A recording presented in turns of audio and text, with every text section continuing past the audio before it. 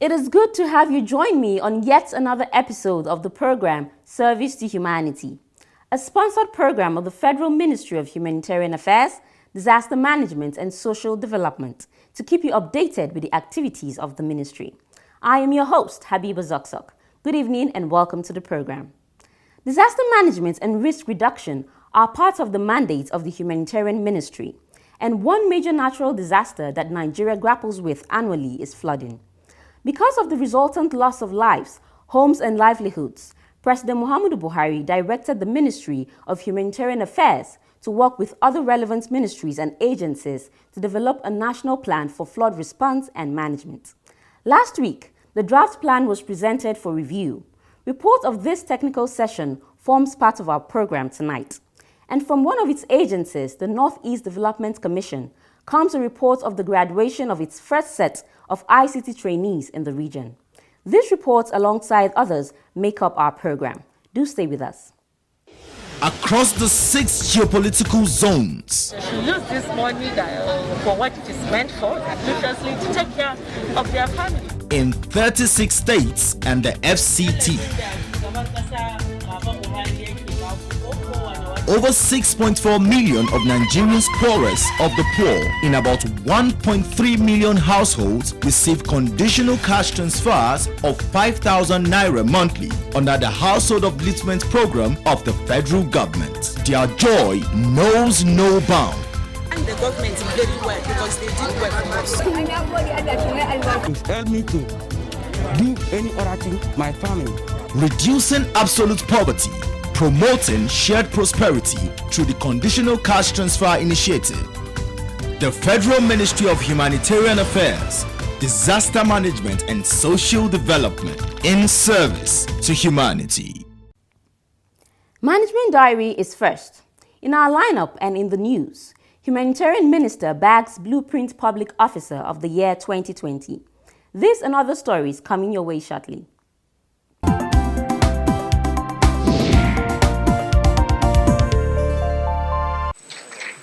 Our next recipient is the Minister of Humanitarian Affairs, Disaster Management and Social Development in person of Hajia Sadiya Umar Farouk. The Minister of Humanitarian Affairs, Disaster Management and Social Development, Hajia Sadiya Umar Farouk, has been awarded the Blueprint Public Officer of the Year.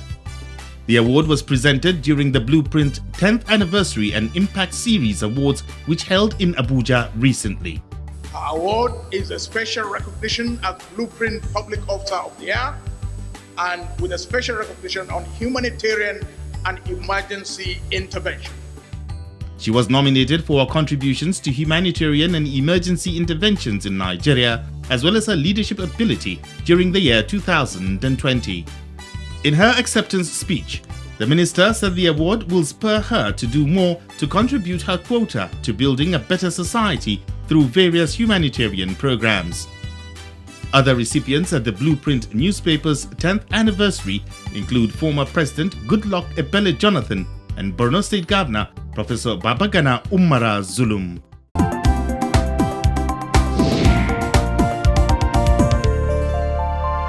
The Minister of Humanitarian Affairs, Disaster Management and Social Development, Hajia Sadiya Umar Farouk, has reiterated the federal government's commitment to providing the needed humanitarian assistance to the vulnerable as the world recovers from the effects of the COVID-19 pandemic. She said this at the opening of a 2-day UN Nigeria retreat, which held from 3rd to 4th June 2021. The retreat, which is the first of its kind, was aimed at seeking lasting solutions to the insurgency in the northeast. The minister appreciated the UN country team under the leadership of the UN resident and humanitarian coordinator Edward Callon for a worthy and reliable partnership in supporting Nigeria to provide the needed assistance to the vulnerable across Nigeria. Sadiya Umar Farouk stated that the federal government has developed a National Humanitarian Development Peace Framework through the National Humanitarian Coordination Committee (NHCC) as part of its efforts to coordinate humanitarian assistance in the country. The minister added that the framework seeks to ensure peace, stability and resilience in Nigeria, promoting homegrown approaches to handling the various outcomes of the humanitarian crisis in the region. She stressed the need for continuous collaboration from all stakeholders if the humanitarian crisis is to be successfully addressed. Speaking at the retreat, the UN resident and humanitarian coordinator, Edward Kallon, described the retreat as timely as the humanitarian program cycle was about to restart.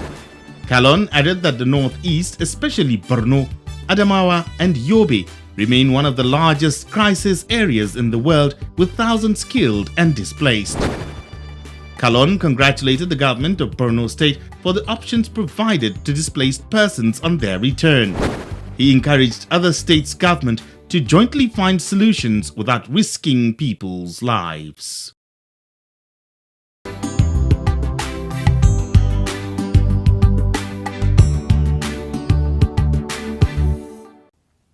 It is nice to know you're still with me.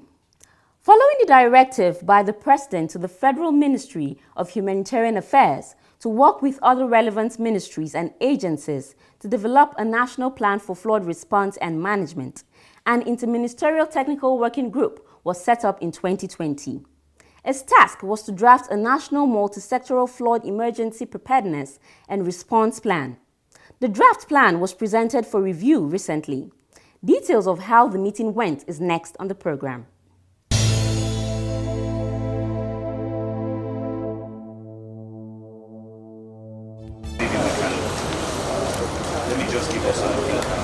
The review of the draft for the National Multisectorial Flood Emergency Preparedness and Response Plan drew stakeholders from various ministries, departments and agencies. About 17 MDAs are involved in flood response, mitigation and management, including the Nigeria Hydrological Services Agency, Nigerian Meteorological Agency, National Emergency Management Agency and the Ministry of Water Resources. Speaking during the draft review, Minister of Humanitarian Affairs, Disaster Management and Social Development Hajia Sadiya Umar Faruk gave a background to the day's event, explaining action since the assignment was given. In August 2020, President Muhammadu Buhari directed this ministry to work with the Federal Ministry of Water Resources and other relevant MDAs as well as relevant stakeholders to develop a national plan that will coordinate various flood management responses and interventions across the country to reduce the impact of floods. In carrying out the presidential directive, the ministry hosted an interministerial committee meeting with the ministers and heads of agencies of over 70 ministries, departments, and agencies in September 2020. And the major outcome of that meeting was the inauguration of an interministerial technical working group that was tasked with the responsibility of drafting a national multi-sectoral flood emergency preparedness and response plan that is being presented today. The minister added that the committee is advocating for an integrated flood management approach where flooding is effectively managed using expertise and flood waters are harnessed for beneficial purpose. Sadiya Umar Faruk said the opinion of stakeholders in the plan is very important. She explained the objectives of the review. Therefore, the objective of this technical review is to enable all relevant stakeholders, especially at the state and community levels, input into the draft document, which will serve as a national framework and guideline for all things flood in Nigeria, including implementing risk reduction strategies, clarifying roles and responsibilities of stakeholders, and designating a funding mechanism for flood management activities in Nigeria. The Deputy Director of Humanitarian Affairs, Dr. Abubakar Suleiman, who presented the draft document, said it was prepared to help stakeholders in flood management respond systematically. We said the plan, is a document that guides stakeholders to systematically and sequentially prepare for, mitigate against, respond to and recover from flooding situations in Nigeria in a coordinated manner.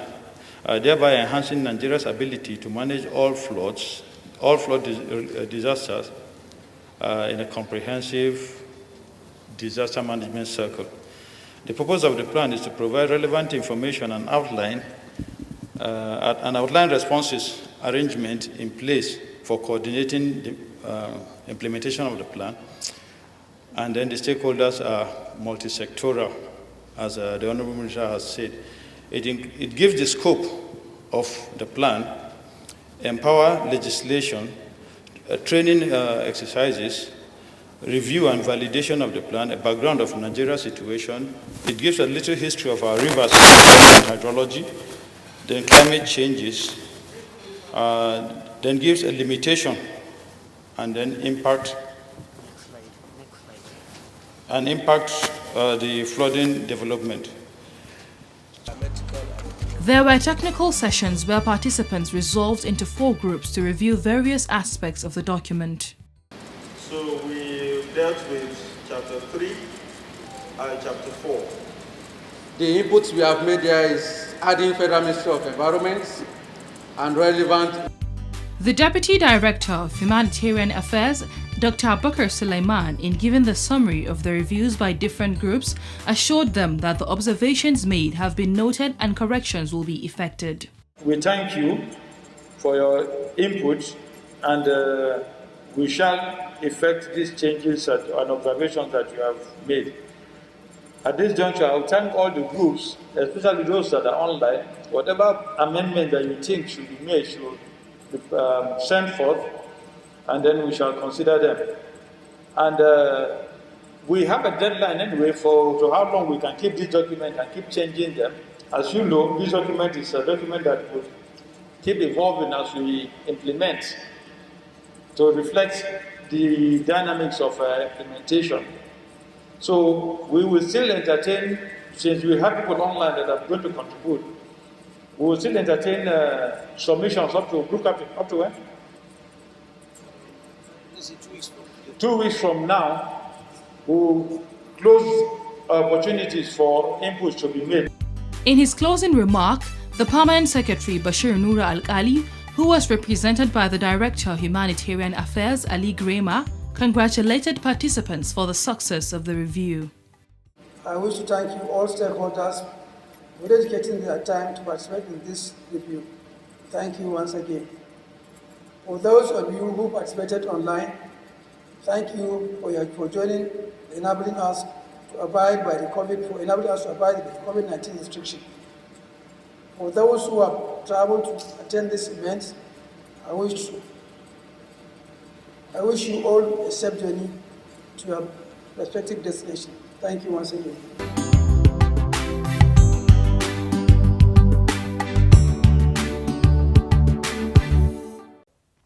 Welcome back from that break. Established with a mandate to coordinate the resettlement, rehabilitation and reconstruction efforts in the Northeast, as well as tackle poverty and other challenges in the insurgency-ravaged region, the Northeast Development Commission is involved in a lot of activities to achieve its mandates. Recently, one of its efforts at tackling poverty and youth unemployment came to fruition with the graduation of the first batch of youths trained under its ICT training program. Let's take highlights from that ceremony. The event was a 2-in-1 occasion. It was the flag-off of the Commission's Infrastructure Reconstruction and Rehabilitation Intervention RRI projects, as well as the graduation ceremony of the pioneer trainees of NEDC ICT program in Adamawa State. It drew dignitaries, traditional rulers, top government officials, and other stakeholders. The Managing Director, NEDC, Mohammed Al-Kali, in his welcome address, spoke on some of the achievements of NEDC in the state, which include construction of bridges, roads, and classrooms. The Commission established 3 new centers in Gombe, Bauchi, Taraba, with overall objective of improving access to IT resources as a deliberate strategy to bring the zone to the front rank of knowledge-driven zones in the country by empowering the population with the necessary vocational education, skills, tools that can make them self-reliant. The Minister of Humanitarian Affairs, Disaster Management and Social Development, Hajia Sadia Umar Farouk, commended the wisdom and foresight of the President in establishing the commission to address the destruction caused by insurgency in the region, while speaking on the mandate of NEDC. She was represented at the event by the National Coordinator of the National Social Investment Programs, Dr. Umar Binder. The Ministry of Humanitarian Affairs, Disaster Management and Social Development, being the supervising ministry, identifies with and strongly supports the NEDC in its efforts to restore livelihood, rebuild critical infrastructure, ensure long-term socio-economic development, and support peace building in the region among many of its activities. The minister promised the ministry's support to the commission as it provides the demands and impactful interventions to the Northeast to bring about speedy socio-economic recovery and human capital development in a sustainable manner. She said this while commending the activities of the commission. Also, the ICT training for youths and the distribution of agricultural inputs to farmers are commendable initiatives of empowerment to enhance generation of gainful employment and also the creation of a conducive environment for the sustainable creation and distribution of wealth. These are commendable NEDC activities. The Adamawa State Governor, as well as the Chairman, Governing Board of the NEDC, were present at the event and commented on the mandate of the Commission in helping the region return to its former glory. You will agree with me that since our inception, we have gone all over the 6 states that make up the zone, doing one thing or the other, providing food, white hospitals, and many other things. We are here today in this present state of ours to contribute to the effort and the mandate for which we were established. The MD has said so much about what we are out for. And I can assure you that we are up to it and we shall see to it. We will not commence anything and leave it undone. Anything we have embarked upon, we shall make sure that it is implemented. On behalf of the government and the good people of Adamawa State, I appreciate President Muhammad Buhari, Minister of Humanitarian Affairs and Disaster Management, Minister of Works and Housing, as well as the Northeast Development Commission team for rekindling hope in the people cut off from other parts of the country since insurgents wreaked havoc on their communities. The graduating students of the ICT training were given their certificates, starter packs, and the sum of 20,000 naira each to help start up their businesses and subsequently create employment. They appreciated NEDC for the opportunity given to them to be part of the beneficiaries. They promised to use the knowledge they have acquired in various ways. I want to thank them for making this program a success. And I also want to appreciate both the federal and state government for coming up with this initiative. They've placed us on a higher pedestal of self-development, and they've helped us to become beneficial, not just to ourselves, but also to our communities. The only thing I can say is that God should continue to strengthen them, because this intervention has greatly helped the youth. May God help them to continue along these lines. The consultant in charge of the program, Mr. Olufemi Akinyemi, spoke on the importance and impact of the program. Majority of them started this program without the knowledge of how to even put on computers. But today we are graduating experts in graphics design, we are graduating experts in smartphone repairs, and we are also graduating entrepreneurs that have been taken through the rudiments of entrepreneurship, and also some lectures on bookkeeping. It's been a wonderful experience.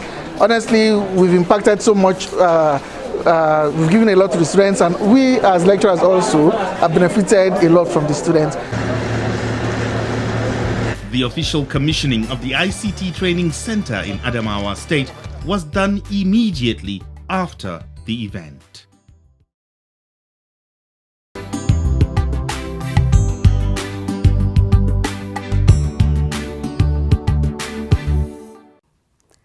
The NEDC has also been to other states in the Northeast to graduate the first batch of the NEDC ICT training program, as well as flag off the infrastructure reconstruction and rehabilitation intervention projects. Continue to watch the program Service to Humanity, and we promise to bring you details. To close the program, we bring you testimonies of another women cooperative in Ikara, Kaduna State, as they tell the story of how the federal government's conditional cash transfer initiative has improved their lives and those of their families. Keep watching.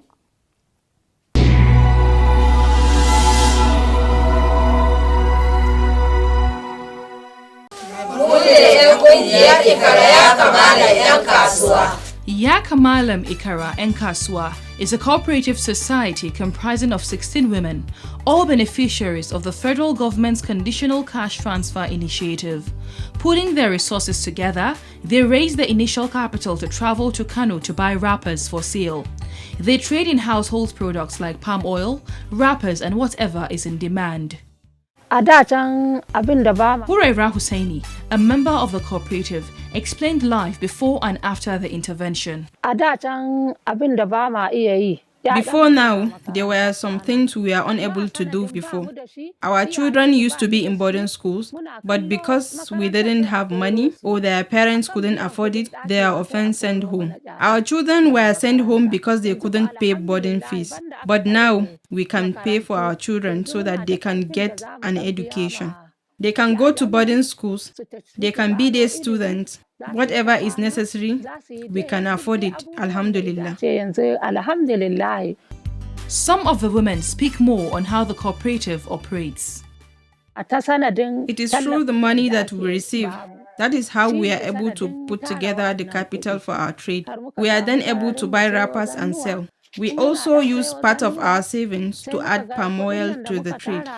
Truly, we are very happy.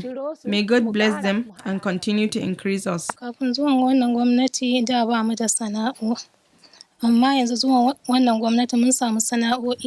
the coming of this government, we had no trade, but now we trade in different items. For me, whenever the wrappers are bought, I am the one who does the sewing. We also buy and sell palm oil. We give it to those who will sell. When they sell, they return the money. The same with the wrappers. Whenever we have recouped our monies, we go back and restock. The women say they can't thank government enough for this intervention that has changed their lives. We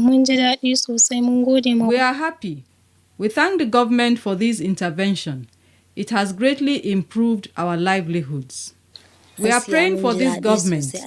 God continue to bless them and bring increase.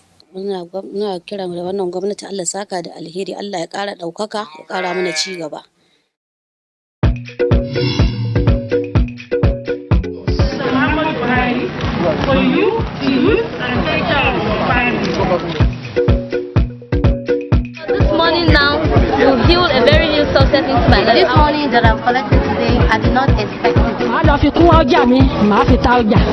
Business will be very big. I'm very grateful to the federal government for giving me this money.